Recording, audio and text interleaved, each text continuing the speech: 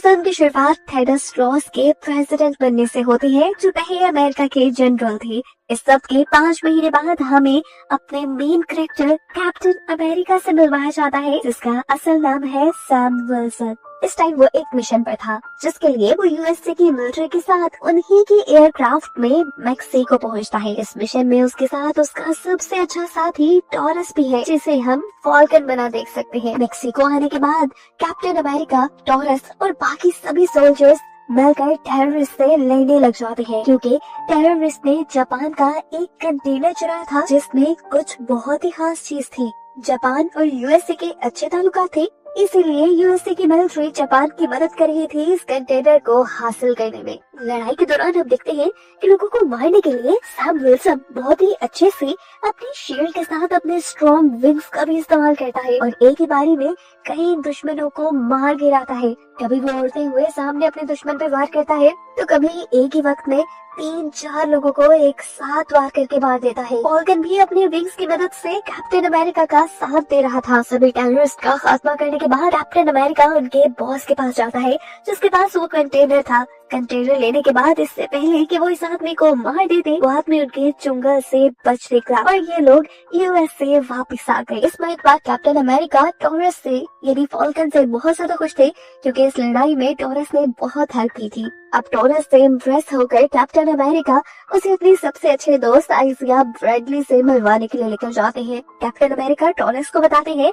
कि आइजिया ब्रैडली पहले एक बहुत ही अच्छे सोल्जर थे और साथ ही साथ कैप्टन अमेरिका भी रह चुके हैं, और ये जानकर टॉरस शॉक रह जाता है। लेकिन एक अजीब बात यहाँ कैप्टन अमेरिका टॉरस को ये बताता है कि कैप्टन अमेरिका बनने के बाद आइजिया ब्रैडली को 30 साल के लिए जेल में डाल दिया गया। हालांकि ये बहुत अजीब था। आइजिया ब्रैडली ने तो कैप्टन अमेरिका बनके बहुत अच्छा काम किया था और बहुत अच्छा परफॉर्म किया था। टॉरस हैरान होकर आइजिया ब्रैडली से पूछता है, आखिर जब आपने इतना अच्छा काम किया था तो यूएसए की मिलिट्री ने आपको जेल में क्यों डाला? आइजिया ब्रैडली ने बताया कि जब वो कैप्टन अमेरिका बने थे तो तब उन्होंने बहुत अच्छे सक्सेसफुल मिशंस किए। उन्होंने अपने मिशंस में बहुत से लोगों की जान बचाई और यूएसए का काफी नुकसान होने से बचाया। इतने सक्सेसफुल मिशन करने के बाद वो तेजी से मशहूर होने लगे, लोग उन्हें पसंद करने लगे थे। लेकिन यूएसए की गवर्नमेंट को ये पसंद नहीं आया कि एक ब्लैक आदमी इतना ज्यादा पॉपुलर हो जाए, इसलिए यूएसए की गवर्नमेंट ने मुझे अरेस्ट कर लिया और 30 साल तक जेल के अंदर मेरे ऊपर डिफरेंट एक्सपेरिमेंट करते रहे। इसी वजह से आइजिया ब्रैडली यूएसए की गवर्नमेंट से बहुत ज्यादा नफरत किया करते थे।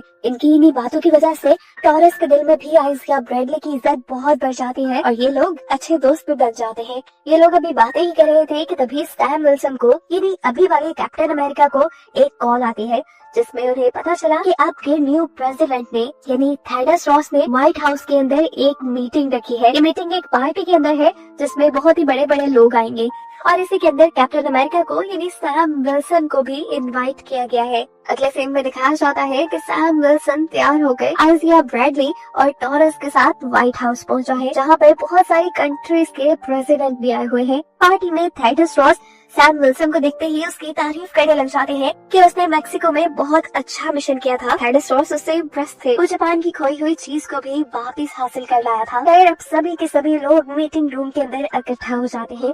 थेडस रॉस स्टेज पे आकर मीटिंग का एजेंडा बताने लगते हैं। वो बताते हैं कि आज से कुछ सालों पहले इंडियन ओशन में एक नया आइलैंड पैदा हो गया है, जिसे सेलेस्टियल आइलैंड के नाम से जाना जाने लगा था। थेडस रॉस बताते हैं कि जैसे ही ये आइलैंड उभरा था, इस आइलैंड ने सारे मुल्कों का ध्यान अपनी तरफ कर लिया। सारे ये मुल्क इस पर रिसर्च करने के लिए पहुंच गए और सबको ये बात मालूम हुई कि इस आइलैंड पर कुछ अजीब तरह के मेटल्स पाए जाते हैं, जो मेटल आगे पूरी दुनिया में नहीं पाए जाते, और ये मेटल सबसे ज्यादा स्ट्रॉन्ग था। इस मेटल का नाम साइंटिस्ट ने एडमेंटियम रख दिया था। जैसे जैसे लोगों को एडमेंटियम के बारे में पता चलने लगा, सभी लोगों ने उसे हासिल करने के लिए यहाँ पे आना शुरू कर दिया। सारे मुल्क एडमेंटियम को लेकर जाना चाहते थे और इस चक्कर में सबकी लड़ाई हो सकती थी। ये न्यू आइलैंड किसी भी बड़ी जंग की वजह बन सकता था, इसलिए थेडस रॉस ने ये मीटिंग रखी थी।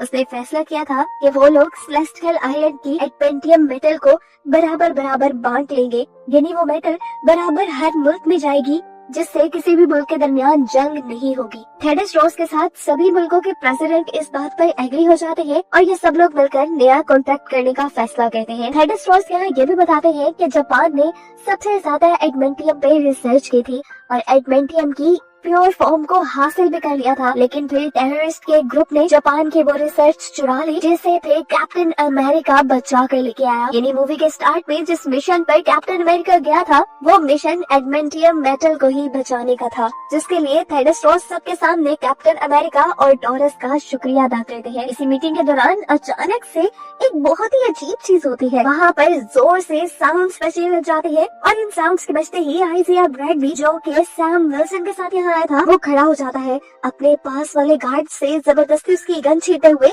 उसे दूर दीवार पे गिराता है और इसी गन से थैडोस रॉस के ऊपर हमला कर देता है। सिर्फ आइजिया ब्रैडली ही नहीं, यहाँ पर मौजूद 4 और गार्ड्स जो कि थैडोस रॉस के ही थे वो भी अपनी गन्स निकाल कर यहाँ थैडोस रॉस के साथ बाकी सब के ऊपर भी हमला करने लगे। अभी तक थैडोस रॉस इनकी फायरिंग से बचे हुए थे। सिचुएशन को कंट्रोल में करने के लिए सैम विल्सन आइजिया ब्रैडली के हाथ से गन लेने की कोशिश करता है और इस तरह यहाँ सभी गार्ड्स दूसरे हमला करने वाले गार्ड्स को रोकने लग जाते हैं और एक जंग का सा माहौल बन जाता है। इसी क्योस के माहौल में यहाँ पर एक बहुत ही जबरदस्त लड़की की एंट्री होती है जिसने उड़ते हुए यहाँ पर फायरिंग करने वाले सोल्जर्स पर हमला करना शुरू कर दिया था। एक एक करके सबको मारती हुई वो थैडोस रॉस को बचाने की कोशिश कर रही थी और इस तरह हमें पता चलता है कि ये लड़की थैडोस रॉस की पर्सनल सिक्योरिटी गार्ड थी। फाइनली सैम विल्सन, इस लड़की और टॉरस की मेहनत के बाद सभी शूटर गार्ड्स और आइजिया ब्रैडली पकड़े जाते हैं। कैप्टन अमेरिका यानी सैम विल्सन फौरन आइजिया ब्रैडली के पास जाता है और उससे पूछता है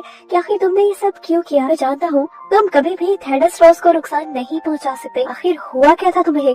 सैम विल्सन जिस बात में आइजिया ब्रैडली से सवाल पे सवाल करते ही जा रहा था, लेकिन एक और हैरान कर देने वाली अजीब बात ये थी कि आइजिया ब्रैडली को तो कुछ याद नहीं था। उसे वो इंस्टेंट बिल्कुल भूल चुका था कि किस तरह उसने थैडोस रॉस के ऊपर हमला किया। वो सैम विल्सन के सामने बिल्कुल इनकार कर चुका था कि तुम जो कह रहे हो मुझे बिल्कुल याद नहीं, मैंने ऐसा कुछ नहीं किया। अब आइजिया ब्रैडली को थैडोस रॉस पे हमला करने की वजह से जेल में डाल दिया गया था। सैम विल्सन उससे कहता है मैं जानता हूँ अगर तुम्हें कुछ याद नहीं तो जरूर इसके पीछे कोई और है और मैं सच का पता चला के रहूंगा और तुम्हें यहाँ से निकाल लूंगा, ये मेरा वादा है तुमसे। सैम विल्सन अब इस पूरे वाक़े की इन्वेस्टिगेशन करने वाला था।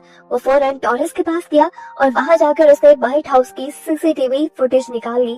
सीसीटीवी फुटेज को देखते हुए इन्हें काफी अजीबोगरीब चीजें नजर आती है। जैसा कि मीटिंग के स्टार्ट होने से पहले आइजिया ब्रैडली जब अपना फोन यूज कर रहा था तो उसका फोन अजीब तरीके से ब्लिंक हुआ था और इस ब्लिंकिंग में सिर्फ व्हाइट लाइट नजर आ रही थी। और यही सेम काम उन 4 गार्ड्स के साथ भी हुए थे जिन गार्ड्स ने थैडोस रॉस के ऊपर हमला किया था। एक और शॉकिंग चीज इन्होंने ये नोटिस की कि उन सारे गार्ड्स और आइजिया ब्रैडली ने जब हमला किया था ठीक उससे पहले एक गाना बजा था, जैसे उस म्यूजिक ने उन्हें ट्रिगर किया हो। ये देखते हुए सैम विल्सन और टॉरस को ये बात श्योर हो गई थी कि आइजिया ब्रैडली और उन 4 गार्ड्स से किसी ने ये काम करवाया था और वो 5 बेकसूर है। अब आइजिया ब्रैडली को बचाने के लिए सैम विल्सन टॉरस के साथ ही मिलकर डिसाइड कर लेता है कि आखिर वो उस आदमी को ढूंढ कर रहेगा जिसने आइजिया ब्रैडली को फंसाया था और थैडोस रॉस के ऊपर हमला किया था। ये डिसाइड करने के बाद सैम विल्सन अपनी गाड़ी में बैठकर बाहर निकल जाता है। अभी वो रास्ते में ही था कि उसके ऊपर किसी ने गन से हमला कर दिया। बाहर निकलकर उसने देखा तो ये वही टेररिस्ट का लीडर था जिसके हाथ से वो जापान का कंटेनर बचा कर लाया था और वो अब सैम विल्सन के सामने बदला लेने के लिए आ चुका था। सैम विल्सन इससे लड़ता है और जल्द ही इसे हरा देता है। उसको हरा कर मारते ही अभी सैम विल्सन फ्री नहीं हुआ था कि उसे कॉल आ गई। कॉल में एक बंदा उसे कहता है तुमने इस आदमी को तो मार दिया लेकिन आगे जो कुछ भी होने वाला है तुम उसमें से किसी भी चीज को नहीं रोक पाओगे। इस फोन कॉल ने सैम विल्सन को परेशान कर दिया था क्योंकि इस बात से उसने इतना अंदाजा लगा लिया था कि कोई तो है जो उसके ऊपर भी नजर रखे हुए है और जरूर इस आदमी का ताल्लुक थैडोस रॉस पे किए हमले से भी होगा। इसलिए वो जल्दी से टॉरस के पास आकर उसकी इस फोन कॉल को ट्रेस करवाता है। कॉल ट्रेस करने पे इन्हें पता चला कि ये कॉल तो उन्हें एक गवर्नमेंट फैसिलिटी से ही आ रही थी। अब वहाँ पे ऐसा कौन था जो ये सब करवा रहा था, ये जानने के लिए टॉरस और सैम फौरन ही वहाँ के लिए निकल जाते हैं। जाकर इन्होंने जो देखा ये लोग हैरान रह गए। वो फैसिलिटी असल में एक साइंस लैब थी जिसमें गवर्नमेंट का कोई काम नहीं हो रहा था बल्कि वहाँ पर कुछ एक्सपेरिमेंट चल रहे थे जो थैडोस रॉस पर्सनली करवा रहा था। पता चलता है कि ये एक्सपेरिमेंट वो तब से करवा रहा था जब वो आर्मी में जनरल था। अभी वो इन्हीं चीजों को सोचकर हैरान ही हो रहे थे कि इनके सामने एक नए कैरेक्टर की एंट्री हो गई। इसका नाम था द लीडर। जिसे देखकर ये दोनों हद तक रह गए। एक तो द लीडर पूरा ग्रीन था और ऊपर से उसका सर भी बहुत बड़ा था। सैम अब उससे पूछता है, तुम कौन हो और ये सब क्यों करवा रहे हो? मैं जानता हूँ थेडस रॉस पे भी हमला तुमने ही करवाया है, आखिर चाहते क्या हो तुम? उसकी बातें सुनकर द लीडर ने उसे बताया कि मैं एक साइंटिस्ट हूँ। एक मरतबा मैंने ब्रूस नाम के एक मार्वल कैरेक्टर की मदद की। उसकी मदद के चक्कर में मुझे खुद को भी चोट लग गई और वो तो पहले से ही ब्लीड कर रहा था। उसका गामा रेडिएशन वाला ब्लड मेरे सर के जख्म पर गिर गया और उसके गामा रेडिएशन के इन्फेक्टेड ब्लड की वजह से मेरा सर बड़ा होने लगा और मैं इस तरह अजीब सा दिखने लग गया। लेकिन एक पॉजिटिव चीज जो इस सबसे हुई, मेरे दिमाग की पावर कई 100 गुना बढ़ गई थी। जैसे ही थेडस रॉस को मेरे बारे में पता चला तो उसने मुझे पकड़वा दिया। मैंने उस टाइम थेडस रॉस की बहुत मिन्नतें की कि वो उसे छोड़ दे, जिसके बदले में तुम्हारी हर बात मानूंगा। लेकिन थेडस रॉस ने मुझे नहीं छोड़ा और कहा कि ये सब यूएस की गवर्नमेंट करवा रही है, अगर मैं यूएस का प्रेसिडेंट बन गया तो तुम्हें छोड़ दूंगा। लेकिन अब देखो, थेडस रॉस यूएस का प्रेसिडेंट है, उसके बावजूद भी उसने आज तक मुझे नहीं छोड़ा। यहाँ तक के प्रेसिडेंट बनने के बाद भी थेडस रॉस मेरे पे एक्सपेरिमेंट करवाता रहा और आखिर एक दिन मेरे गुस्से की इंतहा हो गई। जो साइंटिस्ट मेरे पे एक्सपेरिमेंट कर रहे थे, मैंने उन्हीं को मार दिया और फिर ठान ली कि थेडस रॉस का घटिया चेहरा मैं दुनिया के सामने लेकर आऊंगा और ऐसा करके ही मेरा बदला पूरा हो सकता था। इसीलिए मैंने टेररिस्ट के एक ग्रुप को हायर किया। मैंने उन्हें जापान के कंटेनर को चोरी करने का कहा और इस काम के लिए मैंने CIA के अकाउंट से ही पैसे भेजे, ताकि जब जापान इस मामले की इन्वेस्टिगेशन करे तो जापान को लगे कि सारे मामले के पीछे थेडस रॉस ही है। लीडर से बात करने के बाद सैम विल्सन ने ये बात भी पता चला ली थी कि अभी थोड़ी देर पहले जिस आदमी की उसे कॉल आई थी वो भी लीडर ही था और इन सारी चीजों के पीछे भी लीडर ही है। सैम विल्सन इन सारी चीजों को रोकने के लिए जल्द ही लीडर को पकड़ने का डिसाइड करता है और इससे पहले कि वो यहाँ लीडर के ऊपर हमला करके उसे पकड़ लेता, लीडर चुटकी बजाकर यहाँ पर एक म्यूजिक प्ले कर देता है और यहाँ पर मौजूद सभी गवर्नमेंट के गार्ड्स को हिप्नोटाइज करके उनको अपने लिए काम करने पर मजबूर कर देता है। अब सारे गार्ड्स क्योंकि उसकी बात मान रहे थे तो सभी गार्ड्स सैम विल्सन और टॉरस के ऊपर हमला कर देते हैं। सैम विल्सन और टॉरस दो थे और ये गार्ड्स बहुत सारे। ये दोनों इनसे जब लड़ने में मसरूफ हुए तो पीछे से मौके का फायदा उठाकर लीडर यहाँ से भाग गया। सैम विल्सन और टॉरस बहादुरी से सभी गार्ड्स को मारते हुए आखिर मौका पाते ही यहाँ से निकल जाते हैं लीडर को पकड़ने के लिए। लेकिन बाहर की दुनिया में जाने पर उन्हें पता चलता है कि अब बहुत देर हो चुकी है। लीडर ने जो प्लान बनाया था वो काम कर गया है। जापान ने जब अपने कंटेनर के चोरी होने की इन्वेस्टिगेशन की तो इन्हें पता चला कि उस टेररिस्ट को पैसे देने वाली CIA थी। CIA USA की इंटेलिजेंस कंपनी थी। इसका मतलब कि उनके कंटेनर के चोरी करने के पीछे USA का हाथ था। इसीलिए जापान और USA के दरमियान में एक तल्ख माहौल बन गया। अब ये देखते हुए जापान थेडस रॉस के साथ किया हुआ वो कॉन्ट्रैक्ट तोड़ देता है जिसमें उसने एडमिंटियम यानी उस मेटल को USA और बाकी मुल्कों के साथ डिवाइड करने का फैसला किया था। जापान के प्रेसिडेंट फौरन जापानीज आर्मी को सेलेस्टियल आइलैंड भेज देते हैं ताकि वहाँ का सारा एडमिंटियम ये लोग अपने काबू में कर ले। अब जैसे ही खबर थेडस रॉस को मिलती है तो थेडस रॉस भी जापान को रोकने के लिए अपनी मिलिट्री को वहाँ भेजने का फैसला करता है। अब क्योंकि सेलेस्टियल आइलैंड पे दो बड़ी बड़ी फौजें हमने सामने आ गई थी तो पूरी दुनिया में ये चर्चे होने लगी कि जापान और USA के दरमियान में जंग होने वाली है। सिचुएशन के बिगड़ने की खबर जैसे ही सैम और टॉरस को होती है वो भी जल्दी से चेंज करते हैं और निकल जाते हैं सेलेस्टियल आइलैंड की तरफ। यहाँ आने के बाद फौरन उसने थेडस रॉस की फाइटर शिप में जाकर थेडस रॉस से मुलाकात की और उसे समझाने की कोशिश की कि कोई भी गलत कदम वो ना उठाए। ऐसे अगर USA और जापान के दरमियान में कोई भी जंग हो गई तो नुकसान पूरी दुनिया को उठाना पड़ेगा। एक तरफ सैम विल्सन सारी कंडीशन को कंट्रोल में करने की कोशिश कर रहा था, जबकि दूसरी तरफ था लीडर जो सैम विल्सन से बचने के बाद आया एक घर के अंदर और वहाँ से एक फोन चुराते हुए उसने US के 2 फाइटर जेट को हैक कर लिया। असल में उन्होंने इस फाइटर जेट के रेडियो सिस्टम को हैक किया था। ये दोनों फाइटर जेट इस टाइम सेलेस्टियल आइलैंड के ऊपर थे। एंड फाइटर जेट के रेडियो से अब वो दोनों पायलट्स को जापान के फाइटर जेट्स पर हमला करने का ऑर्डर दे देता है। ये देखते हुए जापान को लगता है कि USA ने जंग की शुरुआत कर दी है, इसीलिए वो भी अपने 2 फाइटर जेट भेजता है USA के फाइटर जेट से लड़ने के लिए। यानी जंग शुरू हो चुकी है। जापानी फाइटर क्राफ्ट अब USA के फाइटर क्राफ्ट के ऊपर हमला करने वाले थे, लेकिन सही वक्त पे नुकसान होने से पहले ही सैम विल्सन और टॉरस उड़ते हुए जाते हैं और फाइटर जेट्स के अंदर से USA के पायलट्स को बाहर निकाल लेते हैं। सोल्जर्स की जान तो बच जाती है, लेकिन फाइटर क्राफ्ट अब तबाह हो चुके थे। लेकिन शुक्र था कि जान किसी की नहीं गई। अब सैम विल्सन जाकर जापान के प्रेसिडेंट को ये बात समझाती है कि यहाँ पर कोई जंग नहीं हो रही, बल्कि यूएसए के 2 पायलट्स ने बिना परमिशन के वहां पर गोलाबारी शुरू कर दी थी। जापान के प्रेसिडेंट सैम विल्सन की बात पे यकीन करते हैं और ऐसे सैम विल्सन की वजह से जापान और यूएसए के दरमियान होने वाली जंग खत्म हो जाती है। दोनों ही प्रेसिडेंट अपनी अपनी मिलिट्री लेकर सेलेस्टियल आइलैंड से अपने अपने मुल्क वापस आ जाते हैं। सैम विल्सन भी वापस आ चुका था, लेकिन हमें पता चला कि टॉरस सेलेस्टियल आइलैंड पे बहुत ज्यादा जख्मी हो चुका था। लेकिन ठीक वक्त पर सैम उसे हॉस्पिटल ले आया और अब उसका इलाज चल रहा है। सीन कट होकर अब हमें दिखाया जाता है कि थेडस रॉस ने दोबारा एक प्रेस कॉन्फ्रेंस रखी, जिसमें वो ये बात क्लियर करना चाहते थे कि जापान और उनके दरमियान में कोई जंग नहीं हुई, बल्कि एक गलतफहमी हुई थी। इसी प्रेस कॉन्फ्रेंस के अंदर सैम विल्सन भी था और यहाँ पर उससे मिलने के लिए लीडर भी आ गया। वो सैम विल्सन पर गुस्सा था क्योंकि उसने जो प्लान बनाया था यूएसए और जापान के दरमियान जंग करवाने का, सैम विल्सन की वजह से उसका पूरा प्लान चौपट हो गया और ऐसे थेडस रॉस का जो घटिया चेहरा उसने लोगों को दिखाना था वो भी लोगों के सामने नहीं आ सका। लीडर सैम विल्सन से कहता है, तुम फिक्र न करो, थेडस रॉस का घटिया चेहरा तो मैं लोगों के सामने ला कर ही रहूंगा। सैम विल्सन लीडर से पूछता है कि आखिर थेडस रॉस को तुम्हारे से प्रॉब्लम क्या थी। तब लीडर उसे थेडस रॉस का पास्ट बताता है कि पहले थेडस रॉस को एक जानलेवा बीमारी थी। इस बीमारी की वजह से वो मर सकता था, लेकिन जैसे ही लीडर को उसकी बीमारी के बारे में पता चला तो लीडर ने थेडस रॉस की मदद की और एक ऐसी दवाई बनाई जिससे उसकी बीमारी ठीक होने लगी। लीडर बताता है कि थेडस रॉस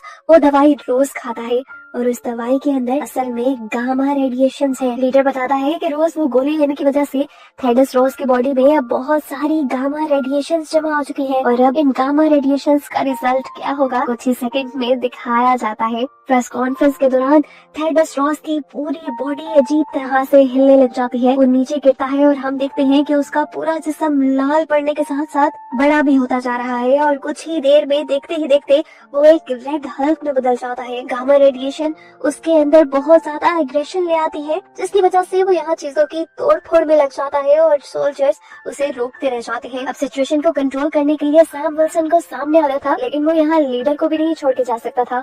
उसने यहाँ पर मौजूद सोल्जर्स के हाथों सबसे पहले लीडर को ही अरेस्ट करवाया और फिर सिचुएशन कंट्रोल करने के लिए यानी रेड हल्क को कंट्रोल करने के लिए सामने आया। ये लड़ाई मूवी की बेस्ट फाइट थी। कैप्टन अमेरिका के सामने रेड हल्क था और रेड हल्क कहीं न कहीं उससे ज्यादा ताकतवर था, क्योंकि लड़ते हुए रेड हल्क ने पूरी जलती हुई कार उठाकर कैप्टन अमेरिका की तरफ फेंक दी, जिससे बचने के लिए कैप्टन अमेरिका ने अपने पंखों का इस्तेमाल किया, लेकिन हैवी मेटल से बने हुए ये पंख भी रेड हल्क ने लड़ाई के दौरान तोड़ दिए और कैप्टन अमेरिका की शील्ड को भी जमीन में गाड़ दिया। अब इससे पहले कि रेड हल्क कैप्टन अमेरिका का किस्सा तमाम कर देता, कैप्टन अमेरिका उसे इमोशनली वीक करने का सोचता है और उसके सामने उसकी बेटी का नाम लेता है। वो उससे कहता है, तुम्हें तुम्हारी बेटी के लिए रिलैक्स होना पड़ेगा, तुम बुरे आदमी नहीं हो, शांत हो जाओ प्लीज। हैरानकुन तौर पर सैम विल्सन की ये टेक्निक काम कर जाती है और अपनी बेटी का नाम सुनते ही थेडस रॉस दोबारा नॉर्मल इंसान बन जाता है, यानी रेड हल्क से दोबारा एक इंसान बन जाता है। नॉर्मल होते ही थेडस रॉस को फौरन ही अरेस्ट कर लिया गया, क्योंकि उसने रेड हल्क बन के यहाँ बहुत सारे कानून तोड़े थे और पहले भी बहुत सी इलीगल चीजें अब उसके सामने आ गई थी। यहाँ जेल में सैम विल्सन थेडस रॉस से उसकी बेटी को मिलवाने के लिए लेकर आता है। साथ ही साथ अभी सैम विल्सन ये बात भी साबित करने की कोशिश में था कि आइजिया ब्रैडली ने थेडस रॉस के ऊपर हमला नहीं करवाया था। जैसे ही उसकी ये बात साबित हो जाती है तो आइजिया ब्रैडली को भी जेल से आजाद कर दिया जाता है और ऐसे सैम विल्सन का मिशन पूरा हो जाता है और ये कहानी यही खत्म हो जाती है। लेकिन फिर मूवी के एंड पे हमें एक एंड क्रेडिट सीन दिखाया जाता है जहाँ सैम विल्सन लीडर से मिलने के लिए जेल आया है। लीडर सैम विल्सन से कहता है, तुम्हें क्या लगा मुझे पकड़कर तुम्हारी सारी मुश्किलें हल हो गई? ऐसा नहीं है, मैं अपनी पावर्स की मदद से फ्यूचर देख सकता हूँ और यहाँ पर अब वो सब आने वाले हैं जिनका तुम मुकाबला नहीं कर पाओगे। सैम विल्सन ने पूछा, कौन? लीडर ने बताया, हमारी इस दुनिया के अलावा भी इस पूरी कायनात में बहुत सी दुनिया है जहाँ पर वो सब रहते हैं और जब वो आएंगे तुम उनका सामना नहीं कर पाओगे। लीडर के कहते ही ये मूवी यहीं पर खत्म हो जाती है।